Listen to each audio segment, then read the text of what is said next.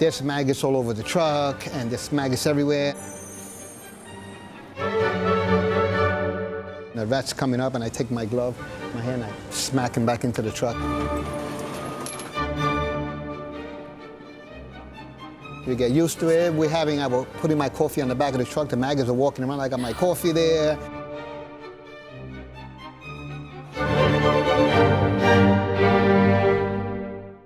In a single shift, a New York City sanitation worker collects an average of 10 tons of trash.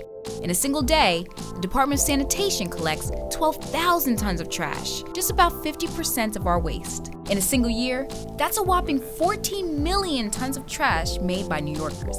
And at the end of the day, a small percentage of those discarded treasures find their way into the hands of one man, Nelson Molina, a titan of trash. For over 30 years, Molina, a former sanitation engineer, has been salvaging garbage, sorting and storing items on the second floor of the Department of Sanitation warehouse in East Harlem. Now retired, he's sitting on a treasure trove, and everyone wants a peek. 11, all kinds of people from China, people from Australia, people from Spain, everywhere. But few have stopped to ask what drives him. As a part of our Chasing the Dream initiative on poverty and opportunity in America, we sat down with the man who's turning our trash into treasure. So when did you start not just this museum, but your interest in being a collector? I started when I was about 9 years old. Yeah, we had a pretty big family. Christmas time came, we got one little toy, we all play with it. The boys play with one toy, the girls play with one toy. So I decided, let me go out about a week before Christmas when everybody's throwing their old toys away. And I would go out and all these people would be throwing all their kids' old toys away because they're getting new toys for Christmas. I would find dolls, the arms were off and everything, and I would take it because, I would give that to my sister. Because we never got anything like that. If I found a little truck with a missing wheel or something like that, I would go into my mother's sewing kit and take a button out and glue a little button on just to keep the car. So you've always been creative. So I would, yeah, always.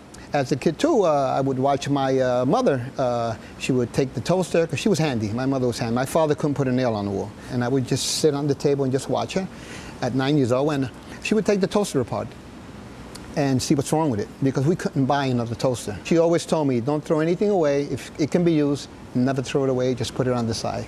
So your family pretty much made up the phrase, one man's trash, another man's treasure. Exactly. So Mama Bear started it all. Exactly, yeah. With each treasure saved from the incinerator, Nelson carries on his mother's legacy. But as a lifelong East Harlem resident, his passion is a product of both his upbringing and community. Can you explain what neighborhood you grew up in exactly? I grew up at 115th Street. Okay, so First not far Avenue. from here at all. Yeah. You still live here? Yes.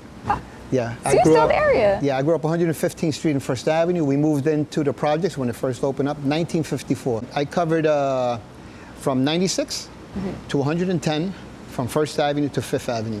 So along your old route, there's a borderline. There's pretty much a borderline where half of it is 80% of white residents, and then the other half is 50% Latinx. So there's clearly a distinction. Is there a different story that their trash tells? Sometimes it does. Because when I go to where the Latinos and the African Americans are at, they seem to keep more of their stuff. Where when you go to like Park Avenue, Fifth Avenue, Madison Avenue, they throw everything out. I mean, they throw anything out. I mean, it's perfect. When I go there, I'm always finding stuff and everything. Sometimes it's a little harder to find stuff when you're in the Latino and the African American area, like Harlem or El Barrio and stuff like that, because they keep more of their stuff. So like my mother did. My mother saved everything. My parents too. Yeah, they saved everything. That's how I ended up learning how to keep stuff that somebody can use. And learn he did. After decades on the job, Nelson's developed a unique radar for treasure finding, one only he could really explain. There's nothing like New York City in the summertime. It's hot, and then on top of that, trash. It's everywhere. It's slimy, it's smelly, it's just ugh. So what makes somebody reach into a big old pile of trash and reach out for something that could or could not be worth it?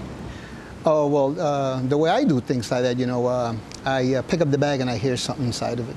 I developed these sensors, 34 years of working with New York City Department of Sanitation. I can hear things inside the bag that my partner can't hear. So when I pick up a bag and I hear something, He tells me, what do you hear? I said, well, I hear something in here. Let me open it up. And when I open it up, he goes, oh my God, how do you know that? But Nelson's senses are more than just an odd trick. Decades of scavenging has given him an intimate knowledge of how New Yorkers have changed over almost half a century. Can we talk about the history that trash and collected items play in New York in our story? Well, that's, you can see it the way it is here. I take it out of the trash and look what I've developed with it. So what happens here, I think, is maybe a grandparent passes away, a great-great-grandparent passes away. They go to the house, the kids go to the house, they clean out everything in the house, and they throw all these things out. All kinds of photos and items that, people could have passed on to their kids. It's a sad truth, but with an ever-increasing population and ever-shrinking living spaces, irreplaceable pieces of New York history are being thrown out all across the city. Well, one thing that I found is Star of David. It was presented to a guy named Joseph Askins, it says on there, made from the steel of the World Trade Center. And we contacted the guy. We finally got, because we had put it on CBS News, and I asked him, how did this end up in the garbage? He said, well, what happened is I had it in storage. We moved, I didn't upgrade my storage, and the storage was sold. So I guess somebody bought it, didn't know what to do with it, and they ended up just throwing it in the garbage. I protect these memories of people, and people come and they see them and they ask questions and everything, and I open these albums up and I let them look inside and see how these people lived. Not bound to any museum rules, Nelson cares mostly about two things: waste and losing precious memories. He's made a career at fighting the rampant consumerism in New York. So let's get down to nitty-gritty. Can we take what you've done here at your museum and what companies like Goodwill are doing and kind of apply it on a bigger scale? That's how it should be. We should waste less and recycle more. If you don't want something, just take it to a Goodwill store, take it to some a charity where people collect things like this, and you drop it off there. But people don't want to do that. It's too much work for them. They just rather take it, put it in the garbage, send it down the incinerator. If there's one thing to take away from his work, it's that some things deserve a second chance, and he has high hopes that his efforts will live on as a piece of New York's history. I would love to see it go into a building where sanitation opens up, DSNY, New York City Department of Sanitation Museum, where I can go and take my kids, my grandkids, to see it and tell them this is what Grandpa, picked out of garbage with his coworkers and everything. Because I love it. I love to see the people's face when they come in and they say, oh my God, look at this place. Like what you did. You throw it on a little video. Video, something like that. Then you come home and you go, oh my God, look at this place. I come here every day and I sit down and I look at it and I go and I tell myself, how did I put this together?